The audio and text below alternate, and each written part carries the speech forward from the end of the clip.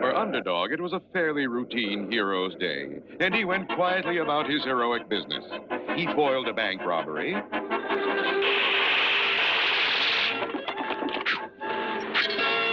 He rescued Sweet Polly from the nuclear robotizer of Simon Barr Sinister.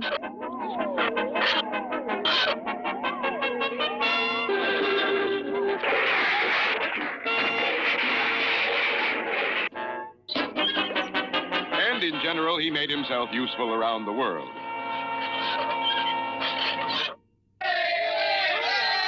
Yet little did he know that a million miles away, across the vast reaches of intergalactic space, events were taking place which would start Underdog on one of his greatest adventures.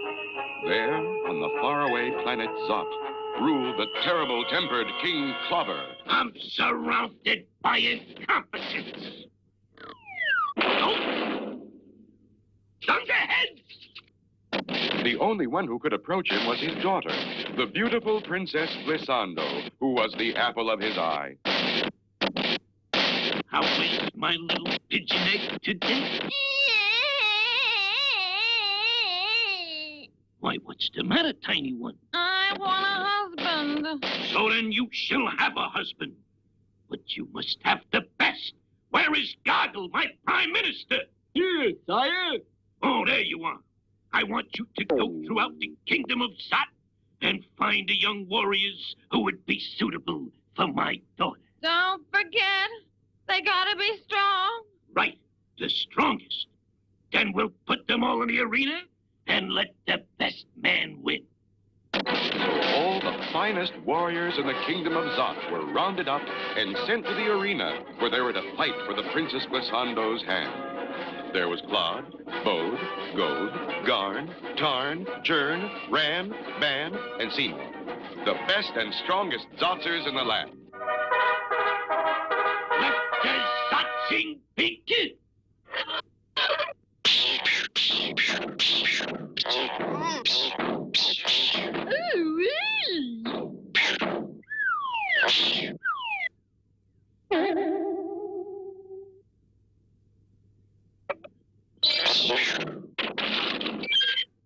The winner! You're mighty Seymour! Well, my little flower, what do you think of him?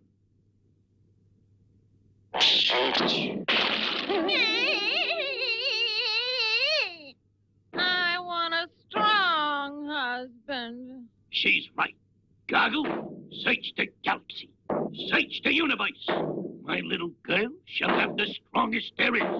And so, first the galaxy, and then the universe was searched until at last... Sire, come quickly and bring the Princess Glissando. Look at that. You like him, my little blossom? He is yours. Where does he live? Well, according to this map, he lives on an unimportant planet called Earth. Good. He'll be the husband of the fairest creature in the universe? Or... Zot? Yes, sire. And shortly, an expedition of saucers took off, and slipping silently through the dark, star-studded vastness of space, approached the planet Earth and Underdog. Will the Zotzers' plan succeed? There is plenty of excitement ahead in our next episode. What's going on in there, Sarge? I'm not sure. The Colonel got a big box off the last stage, and he's been working in there ever since. One thing you can bet on, though, it's got something to do with getting rid of those gopher Indians. Sergeant, report at once. Sarge reporting, sir. Well, Sergeant, what do you think of that? What is it, Colonel? A new weapon. One that will finally take care of those gopher Indians.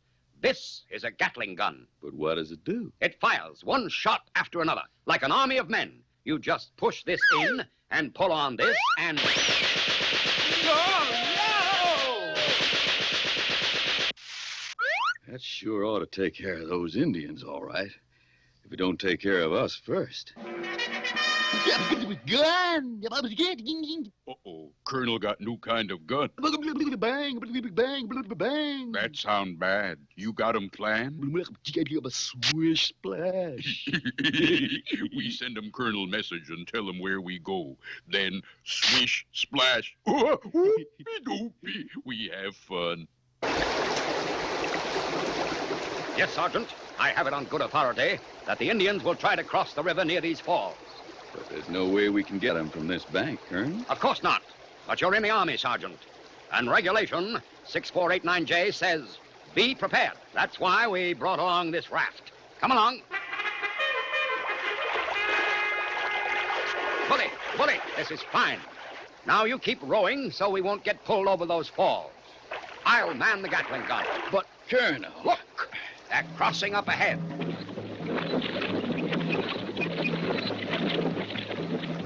Fire!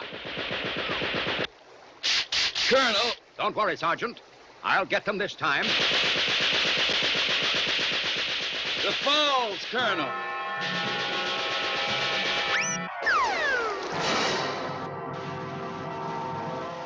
I think maybe we were tricked, Colonel. It won't happen again, Sergeant. Those Indians have to pass along this trail to get back to their camp. And we're going to be waiting with the Gatling gun high in this tree. Help me pull it up. Bully, the perfect spot. High above the trail. Whistle splat. Me understand. Listen, be alert, Sergeant. I think I hear them coming. Golly, Colonel, that sounds to me like somebody sawing wood. What did he say? Him say, timber!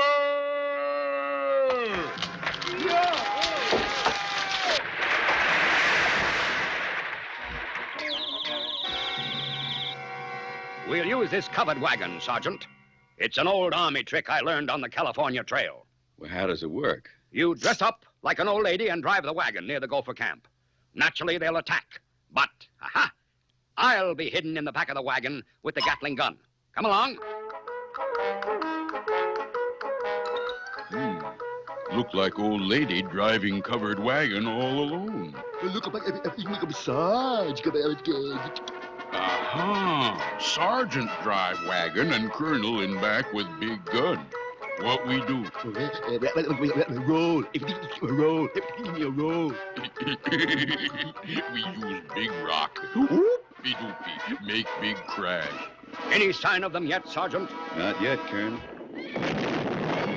What was that? Sounds like thunder. Only it's... Look out! Well, looks like it'll take quite a spell to patch up that Gatling gun. And the Colonel, too. But I reckon he'll be all right for our next adventure. You all be with us, huh?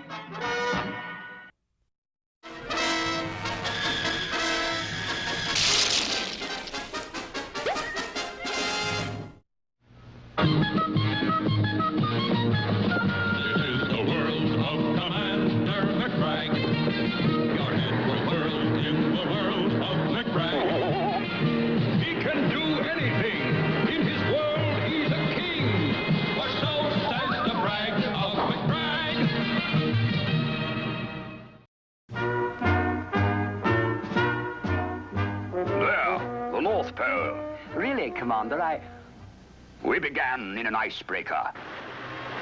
But when the ship could go no further, we set out on foot. I was leading the entire party when suddenly the ice broke away, leaving me cut off from the others. With undaunted spirit, I went on fighting the elements alone. And then at last, only a few feet from the North Pole, I was confronted by savage polar bears. Ghastly. Quickly, I raised my rifle and fired. But the bitter cold froze the bullet in midair. Without hesitation, I raced the few remaining feet to the North Pole. And with amazing agility, I climbed the pole to lift myself out of reach of those ferocious jaws. I was safe. But But how did you get back to civilization? Well, my mighty weight, don't you know, actually broke off the North Pole, broke it off. And with the pole in hand, I simply vaulted over the bears and landed once more back on the ship. Commander, that's fantastic. Great.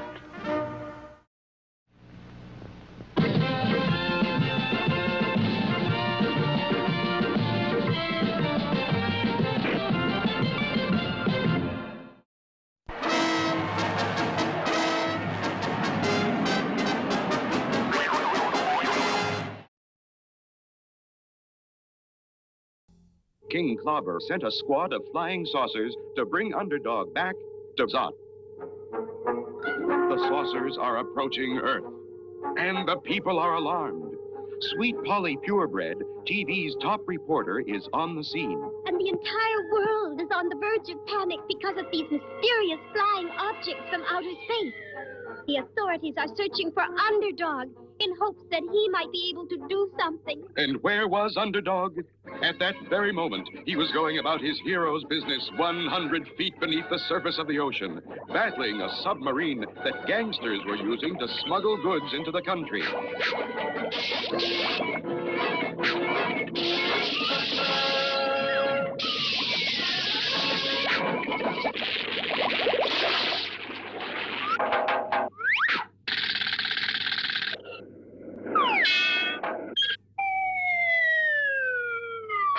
Underdog, you're needed. Hurry. When help is needed, I am not slow. It's hip, hip, hip, and away I go. Look, in the sky. It's a plane. It's a void. It's the frog. A frog. Not plane or bird or even frog. It's just little old me. Underdog. Now what's the trouble? Let me guess. The world is in some terrible mess. We're being attacked. Attacked? Attacked from where?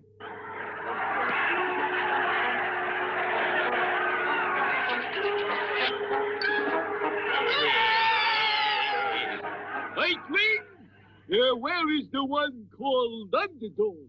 If it's Underdog you seek, just turn around and take a peek. King Clobber summons you to the planet Zot and commands that you will marry his daughter, the fair Princess Glissando. Behold your bride. She's very striking, I agree, but marriage cannot be for me. Look, Iceling, you can't refuse the royal command. Besides, if we don't bring you back, King Clobber will give us a Zot in the head. What says that? You don't know what a Zot is? No. This. Sorry, friend. Now on your way. There'll be no wedding bells today.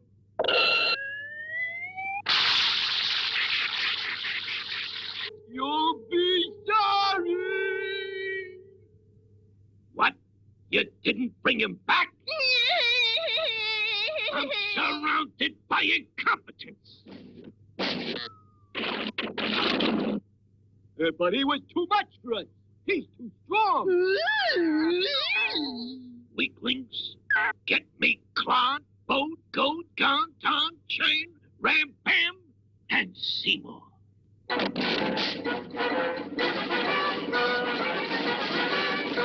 Bring me this dog of an underdog. Flying saucers are approaching again, but this time our heroic Underdog is ready for them.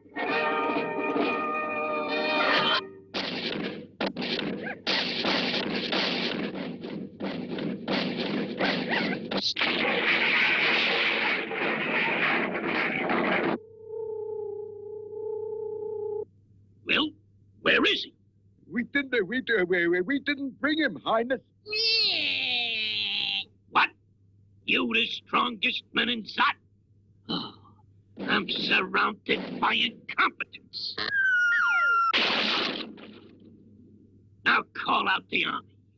No one can stand up against the Zot army.